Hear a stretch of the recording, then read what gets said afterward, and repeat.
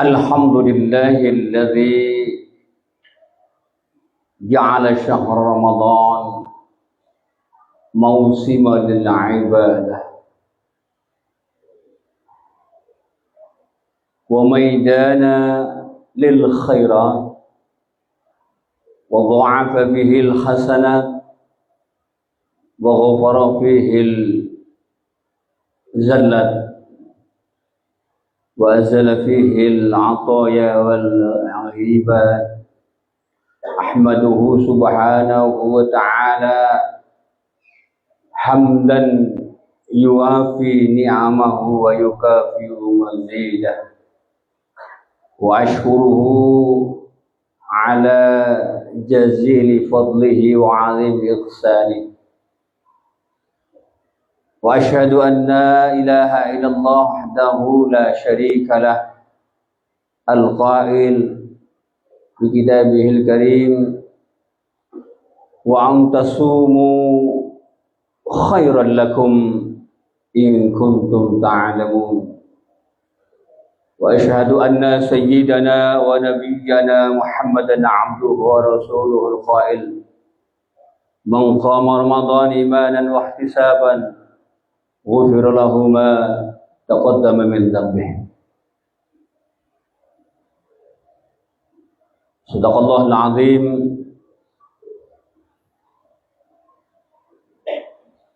Ayuhal hadirun ahli saum rahimakumullah, ittaqullaha haqqa tuqatih wa la tamutunna illa wa antum muslimun. Ma'asyiral muslimin, ahli saum sidang jamaah Jumat yang insyaallah sama-sama dimuliakan, dirahmati oleh Allah Subhanahu wa taala.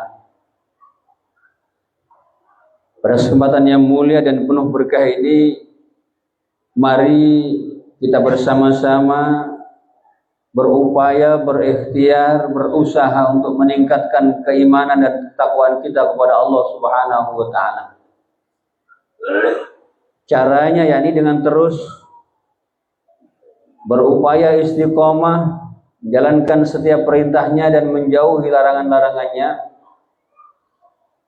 Apalagi di bulan suci Ramadan ini, bulan yang penuh keutamaan ini, seyogyanya semestinya menjadi momen bagi kita untuk terus memperbanyak amal-amal soleh.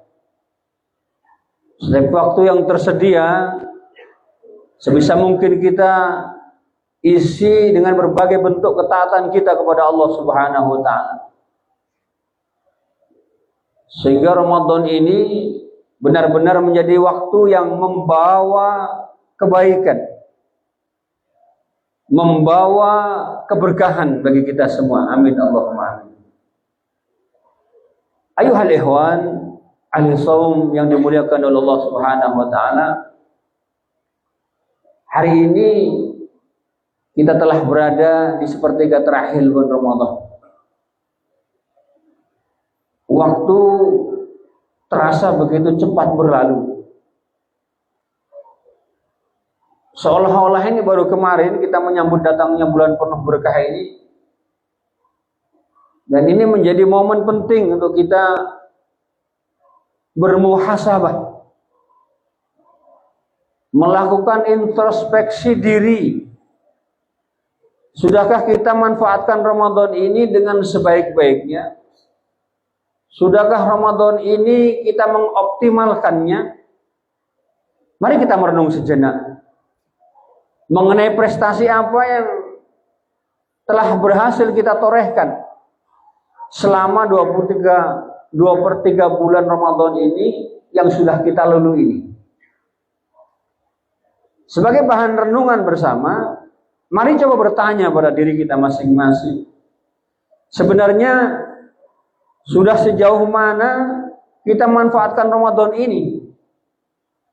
Apakah puasa kita yang sudah kita jalani ini benar-benar sudah kita maksimalkan? Atau mungkin jangan-jangan kita hanya sekedar menahan lapar dan haus saja? Coba kita lihat dari ibadah kita, hadirin. Apakah sudah ada peningkatan baik dari sisi kualitas ataupun kuantitasnya. Maka kita sudah meluangkan waktu untuk memohon ampun atas segala dosa-dosa yang pernah kita lakukan kepada Allah. Atau mungkin tanpa kita sadari, hari-hari Ramadan ini justru masih banyak di antara kita yang hanya menghabiskan waktu untuk urusan dunia saja. Kita lebih sering menatap layar handphone daripada membuka, membaca, mentadabburi Al-Quranul Karim. Lebih mudah untuk membicarakan keburukan-keburukan orang lain daripada memperbanyak zikir dan takarrub kita kepada Allah Subhanahu wa taala.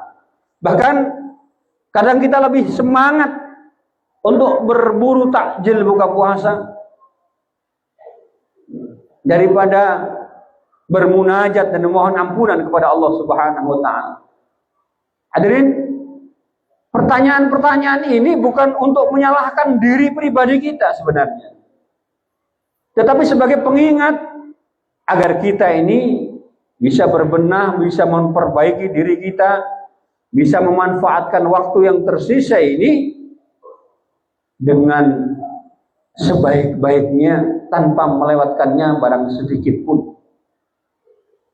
Lebih optimal dalam melakukan aktivitas ibadah yang pada akhirnya akan menghasilkan pundi-pundi pahala bagi kita. Hadirin sidang jamaah Jumat yang dimuliakan Allah Subhanahu wa taala. Pada suatu hari dikisahkan bahwa pada suatu hari Rasulullah Shallallahu alaihi wasallam dikisahkan oleh salah seorang sahabat beliau, yakni Jabir bin Abdullah. Beliau mengisahkan bahwa suatu hari ketika Rasulullah Shallallahu alaihi wasallam akan naik ke atas mimbar untuk berkhutbah, pada setiap anak tangga beliau tiba-tiba mengucapkan kata amin. Para sahabat yang melihat ini, karena ini tidak lazim, tidak biasa dilakukan oleh baginda Nabi Shallallahu alaihi wasallam. Para sahabat heran atas kejadian ini. Dan kemudian setelah khutbah selesai, para sahabat pun bertanya kepada baginda Nabi Shallallahu alaihi wasallam tentang hal yang baru saja dilihatnya. Ya Rasulullah, kata sahabat, kami tadi baru saja mendengar saat baginda Rasulullah menaiki tangga. Dalam tangga yang pertama, baginda Nabi mengucapkan kata amin. Kemudian disusul dengan tangga yang kedua, baginda juga mengucapkan kata amin. Dan selanjutnya yang terakhir, di tangga yang terakhir, baginda juga mengatakan kata amin. Mendengar pertanyaan dari para sahabat ini, kemudian baginda Nabi Shallallahu alaihi wasallam beliau berkata dalam sabdanya, "Lamma raqitud darajatul ula." Ketika tadi aku menaiki tangga yang pertama, ja'ani Jibril sallallahu alaihi wasallam. Malaikat Jibril mendatangiku, faqala, lalu beliau berkata kepadaku, Abdun adraka Ramadan fansalakha minhu wa lam faghfar lahu faqultu amin. Malaikat Jibril mengatakan, celakalah bagi orang-orang yang sampai Ramadan itu berlalu, dia melewatkan waktu Ramadan begitu saja. Celakalah hamba-hamba yang mencumi Ramadan itu, namun ketika Ramadan itu berlalu, dia tidak mendapatkan ampunan dari Allah Subhanahu wa taala. Lalu aku katakan amin, kata Nabi. Lalu kemudian summa qala, Nabi sallallahu alaihi wasallam beliau bersabda di tangga yang kedua, celakalah bagi orang-orang yang mendapati kedua orang tuanya ketika masa hidupnya, tetapi atau salah satunya, akan tapi hal tersebut tidak dapat memasukkannya ke dalam surga. Artinya bahwa ketika orang diamanai untuk membersamai orang tua di masa hayatnya, dia tidak mampu berbakti kepada keduanya, tidak mampu untuk berbuat baik kepada keduanya. Karena berbuat baik kepada kedua orang tua, berbakti kepada kedua orang tua adalah asbab kita akan diangkat oleh Allah ke dalam surga. Hadis dari Jamu Jumat yang mulia. Lalu yang terakhir, Nabi Shallallahu Alaihi Wasallam bersabda pada langkah mimbar tangga yang ketiga, malaikat Jibril, kata Nabi, mengatakan, celakalah orang-orang, seorang hamba yang apabila namamu disebutkan, tadi nama baginda Rasulullah SAW disebutkan, dia tidak berselawat kepadamu, maka menjawab bacaan selawat adalah sangat dianjurkan, karena ini sesuai dengan apa yang disabdakan oleh baginda Nabi Muhammad SAW. Hadirin yang mulia, ahli saum yang insyaallah sama-sama dirahmati oleh Allah Subhanahu wa taala. Kisah dalam hadis ini tentu menjadi peringatan bagi kita semua, terutama bagi orang-orang yang menyia-nyiakan kesempatan emas di bulan suci Ramadan ini.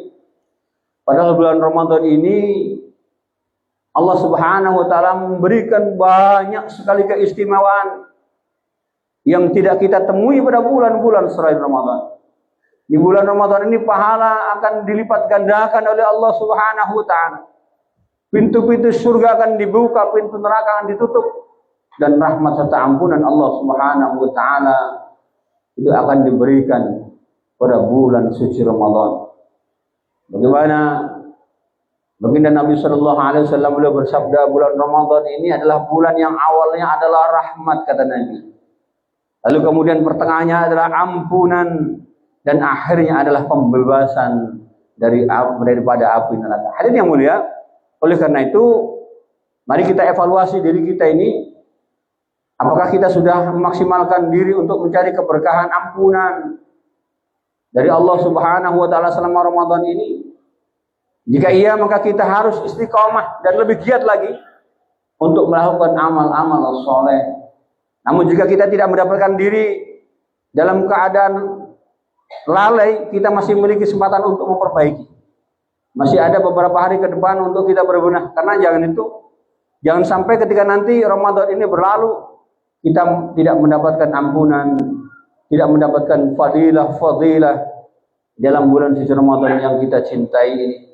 Semoga akhir-akhir Ramadan ini menjadikan kita semakin memperbanyak amal-amal ibadah kita. Jangan sedetik pun kita lewatkan untuk tidak beribadah kepada Allah Subhanahu wa taala. Baik itu dalam berbagai aktivitas hidup dan kehidupan kita. Dan kuncinya yang terakhir, jadikan seolah-olah bahwa Ramadan ini adalah Ramadan yang terakhir sekali kita diberikan kesempatan Allah Subhanahu wa taala. Karena siapa yang bisa menjamin, siapa yang bisa memberikan kepastian bahwa Ramadan yang akan datang kita masih diberikan panjang umur Allah Subhanahu wa taala. Tentu tidak satu pun di antara kita yang bisa menjamin. Semoga Allah Subhanahu wa taala menjadikan kita hamba-hamba yang muttaqin, hamba-hamba yang semakin bertakwa kepada Allah Subhanahu wa taala di momen bulan suci Ramadan ini. Amin. Amin ya mujibas sa'ili. Barakallahu wa lakum fil Qur'anil azim wa nafa'ani bima fihi minal ayati wa dzikril hakim wa taqabbala minni wa minkum tilawatahu innahu huwal ghafurur rahim. Allahumma salli ala sayyidina nabiyina wa sayyidina wa maulana Muhammad.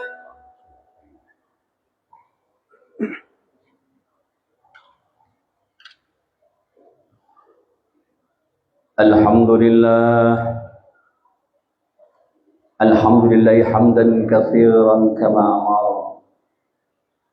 Asyhadu an la ilaha illallah wahdahu la syarika lah. إرغاما لمن جهد به وقال وأشهد أن سيدنا ونبينا محمدا عبده ورسوله سيد الإنس والأوصار والمشار. اللهم صل وسلم وبارك على سيدنا محمد وعلى آله وأصحابه ومن تبعهم بإحسان إلى يوم الدين. أما بعد، فيا أيها الحاضرون اتقوا الله حق تقاته ولا تموتن إلا وأنتم مسلمون.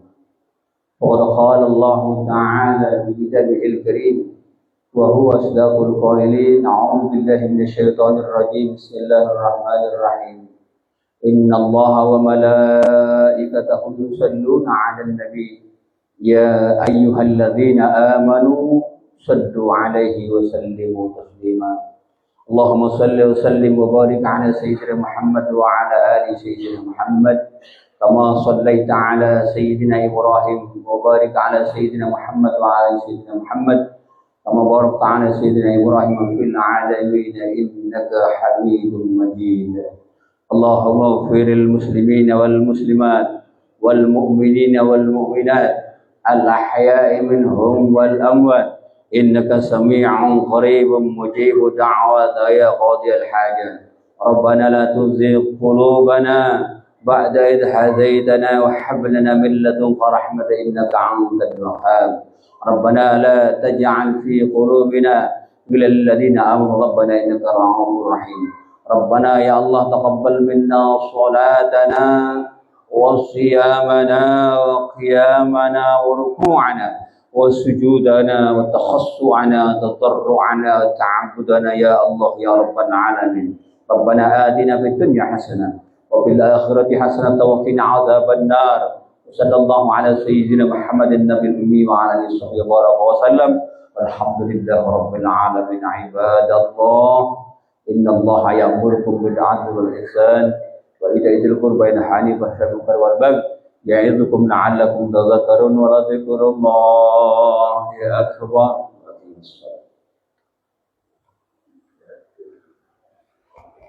الله أكبر الله أكبر. أشهد أن لا إله إلا الله، أشهد أن محمدا رسول الله. حي على الصلاة، حي على الفلاح، قد قامت الصلاة قد قامت الصلاة. الله أكبر الله أكبر. لا إله إلا الله. لا إله إلا الله رسول الله صلى الله عليه وسلم. سووا زهورهم حتى تصير السكون كما الصلاة. صار المسكن الذي يعرفه.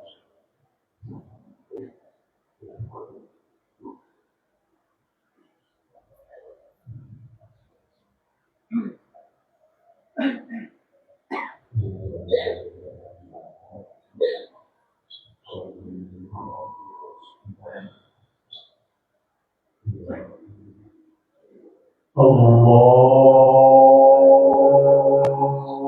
أكبر.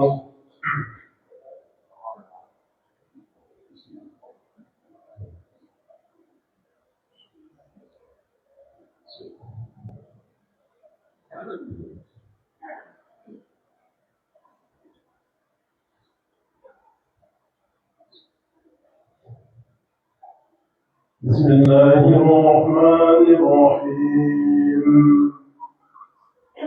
الحمد لله رب العالمين، الرحمن الرحيم، مالك يوم الدين. إياك نعبد وإياك نستعين.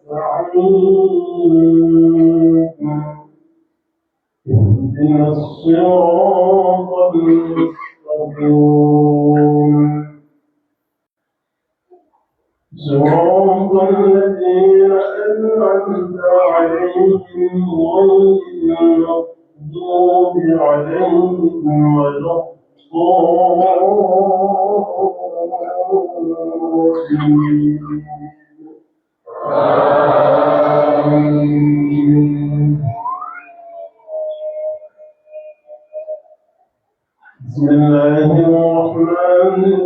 الرحيم سبح اسم ربك الأعلى الذي خلق فسوى والذي قدر فهدى والذي أخرج المرعى فجعله غثاء أحوى سنقرئك فلا تنسى إلا ما شاء الله إنه يعلم الجهر وما يخفى ونيسرك لليسرى فذكر إن نفعت الذكرى سيذكر من يخشى ويتجنبها الأشقى الذي يصلى النار الكبرى ثم لا يموت فيها ولا يحيا قد أفلح من تزكى وذكر اسم ربه فصلى بل تؤثرون الحياة الدنيا والآخرة خير وأبقى إن هذا لفي الصحف الأولى صحف إبراهيم وموسى الله أكبر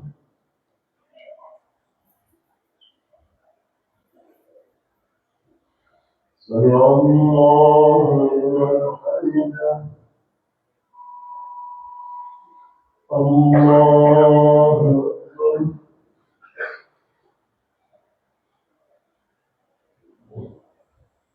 الله أكبر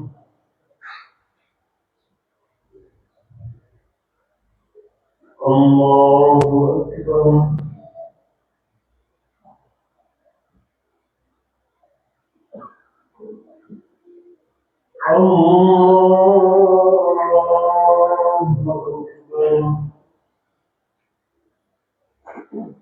بسم الله الرحمن الرحيم الحمد لله رب العالمين الرحمن الرحيم مالك يوم الدين إياك نعبد وإياك نستعين اهدنا الصراط المستقيم صراط الذين أنعمت عليهم غير المغضوب عليهم ولا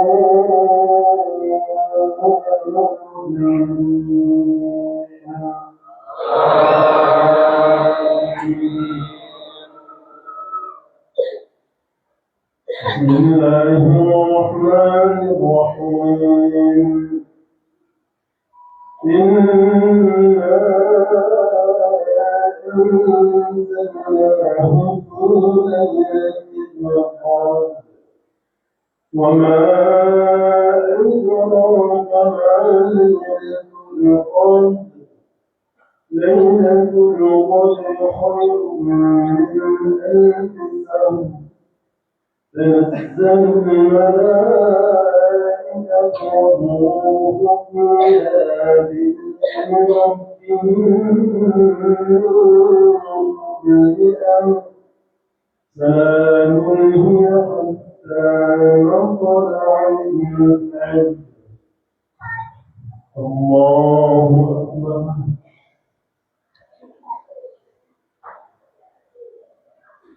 سمع الله لمن حمده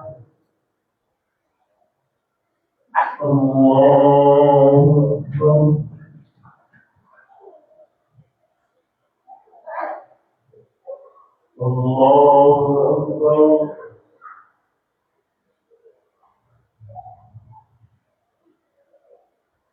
الله أكبر.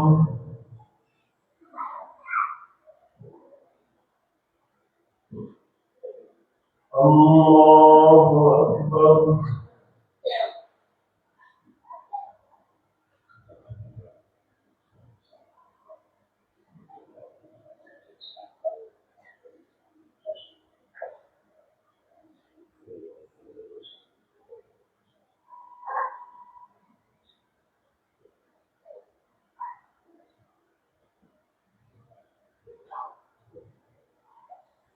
السلام عليكم ورحمة الله. السلام عليكم ورحمة الله.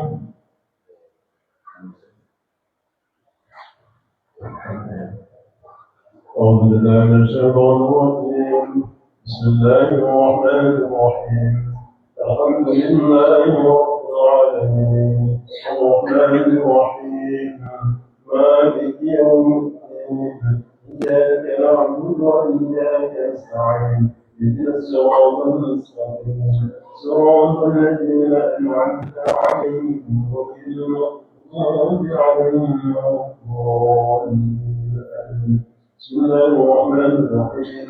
الحمد لله رب العالمين الرحمن الرحيم مالك يوم الدين إياك نعبد وإياك نستعين اهدنا الصراط المستقيم صراط الذين أنعمت عليهم غير المغضوب عليهم ولا الضالين. بسم الله الرحمن الرحيم.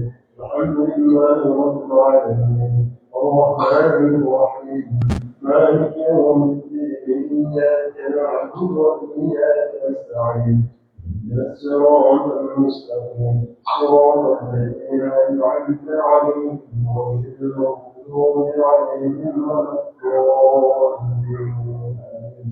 لا إله إلا الله والله أكبر ولله الحمد. بسم الله الرحمن الرحيم. قل هو الله أحد الله الصمد لم يلد ولم يولد ولم يكن له كفوا أحد. بسم الله الرحمن الرحيم.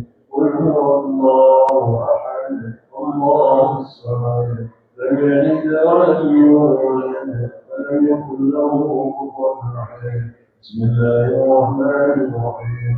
قل هو الله أحد الله الصمد لم يلد ولم يولد ولم يكن له كفوا أحد. لا إله إلا الله والله أكبر ولله الحمد. بسم الله الرحمن الرحيم. قل أعوذ برب الفلق من شر ما خلق ومن شر غاسق إذا وقب ومن شر النفاثات في العقد ومن شر حاسد إذا حسد. بسم الله الرحمن الرحيم. قل أعوذ برب الفلق من شر ما خلق ومن شر غاسق إذا وقب ومن شر النفاثات في العقد ومن شر حاسد إذا حسد. بسم الله الرحمن الرحيم. قل أعوذ برب الفلق من شر ما خلق ومن شر غاسق إذا وقب ومن شر النفاثات في العقد ومن شر حاسد إذا حسد. لا إله إلا الله والله أكبر ولله الحمد. بسم الله الرحمن الرحيم. قل أعوذ برب الناس ملك الناس إله الناس من شر الوسواس الخناس الذي يوسوس في صدور الناس من الجنة والناس. بسم الله الرحمن الرحيم. قل أعوذ برب الناس ملك الناس إله الناس من شر الوسواس الخناس الذي يوسوس في صدور الناس من الجنة والناس. بسم الله الرحمن الرحيم. قل أعوذ برب الناس ملك الناس إله الناس من شر الوسواس الخناس